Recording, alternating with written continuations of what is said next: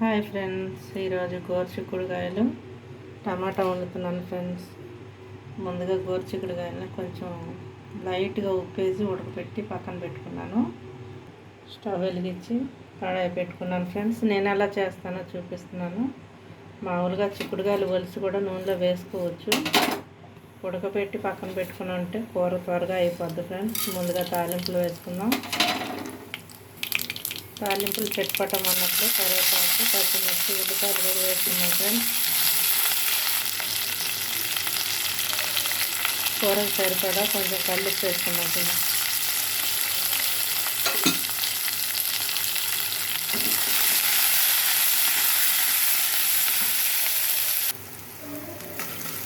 ఉల్లిపాయ వేగిపోయింది ఫ్రెండ్స్. కొంచెం పసుపు వేసుకుందాం, చిన్న టీ స్పూను. కలుపుకున్న తర్వాత టమాటా ముక్కలు వేసుకుందాం ఫ్రెండ్స్. త్వరగా అయిపోవాలంటే ఇలా చేసుకోవాలి.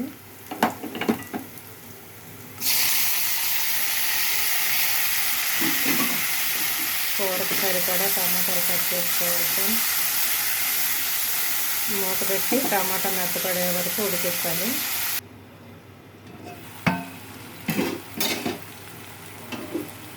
టమాటా మెత్తపడింది ఫ్రెండ్స్. గోరుచిక్కుడుకాయలు కారం చేసుకోవచ్చు, కొబ్బరి కారం అలాగా. నేను ఒకసారి చికెన్లో వేసాను ఫ్రెండ్స్, ఒకసారి ఏమో వేపుడు చేశాను, ఇప్పుడేమో టమాటా వేసి కర్రీ చేస్తున్నాను.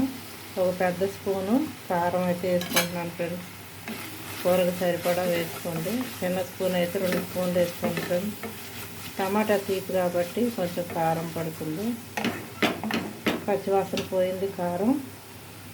ఇప్పుడు చిక్కుడుకాయని నీళ్ళతో సహా, ఉడికించిన నీళ్ళతో సహా పోసేసుకుందాం ఫ్రెండ్స్. నూనెలో వేపుకొని కూడా వండుకోవచ్చు, కొద్దిగా టైం తీసుకుంటుంది. త్వరగా అవ్వాలంటే ఇలా చేయాలి ఫ్రెండ్స్. చిక్కుడుకాయ కూడా మెత్తగా ఉడుకుతుంది. మూత పెట్టి ఉడికిద్దాం. లాస్ట్లో కొత్తిమీర చల్లుకుంటే ఎంతో రుచికరమైన గోరుచిక్కుడుకాయ టమాటా కర్రీ రెడీ అయిపోతుంది ఫ్రెండ్స్.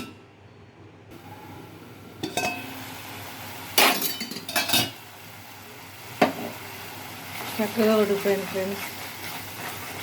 మసాలా వేసుకునే వాళ్ళు మసాలా కూడా వేసుకోవచ్చు, నేనైతే వేయట్లేదు. ఇలా తినాలని నేను ఈరోజు ఇలా చేశాను. మా అమ్మ ఇలాగే వండేది ఫ్రెండ్స్. చాలా కమ్మగా ఉంటుంది టమాటా వేసుకొని. ఫ్రెండ్స్ చూసారుగా, గోరుచిక్కుడుకాయ టమాటా కర్రీ రెడీ. మీరు కూడా చేసుకోండి, తినండి, లైక్ చేయండి, కామెంట్ పెట్టండి. ఎలాగొచ్చింది అనేది మీకు తెలుస్తుంది కదా, వండాను కదా.